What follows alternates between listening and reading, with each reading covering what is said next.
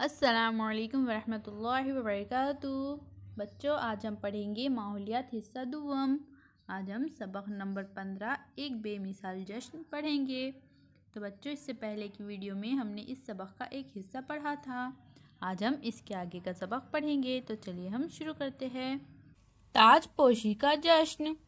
ताजपोशी की सुबह नमूदार हुई। वो इंतहाई खुशियों भरा दिन था। साज बजने लगे, गवैये गाने लगे। गवैये किसे कहते हैं बच्चों? जो गाते हैं उन्हें गवैये कहते हैं। चारों तरफ खुशी का समा था। शिवाजी सोने की चौकी पर बैठे। इन पर छतरी का साया किया गया। पुरोहितों के हाथों में घी, दही और शहद के घड़े थे। गागा भट्ट के हाथ में सोने की गागर थी, जिसमें गंगा, सिंधु, जमुना, गोदावरी, कृष्णा, नर्मदा और कावेरी इन 7 नदियों का पानी था। गागा भट्ट ने इस सोने की गागर को शिवाजी के सर पर पकड़ा और मंत्र पढ़ने लगे। गागर के सुराखों में से शिवाजी के सर पर पानी गिरने लगा। इस तरह रस्म ताजपोशी पूरी हुई। फिर शिवाजी उठ खड़े हुए। उन्होंने माता के पाँव छुए। माँ ने शिवाजी को गले से लगाया।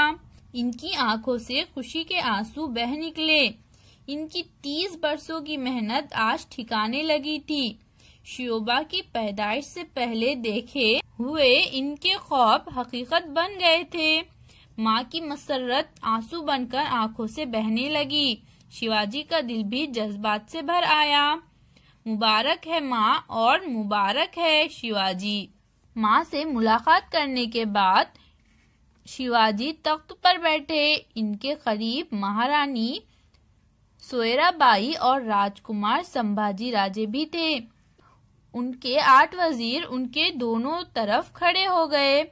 गागा भट्ट ने सोने के मोतियों की झालर वाली छतरी शिवाजी के सर के ऊपर पकड़ी और ऊंची आवाज में अश्लोक पढ़ने लगे और शिवाजी के जय के नारे लगाए।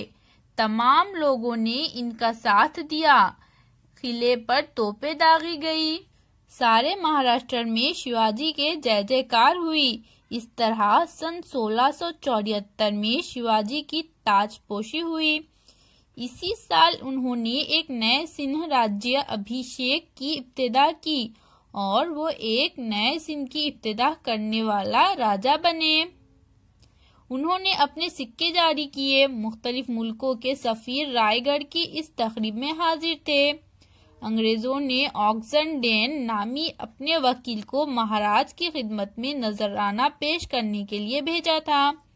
इस जश्न को देखने के लिए रियाया दूर दूर से आई थी। शिवाजी की ताजपोशी की खबर सारी दुनिया में फैल गई। इनकी शोहरत का डंका चारों तरफ बजने लगा। अल्लाह हाफिज।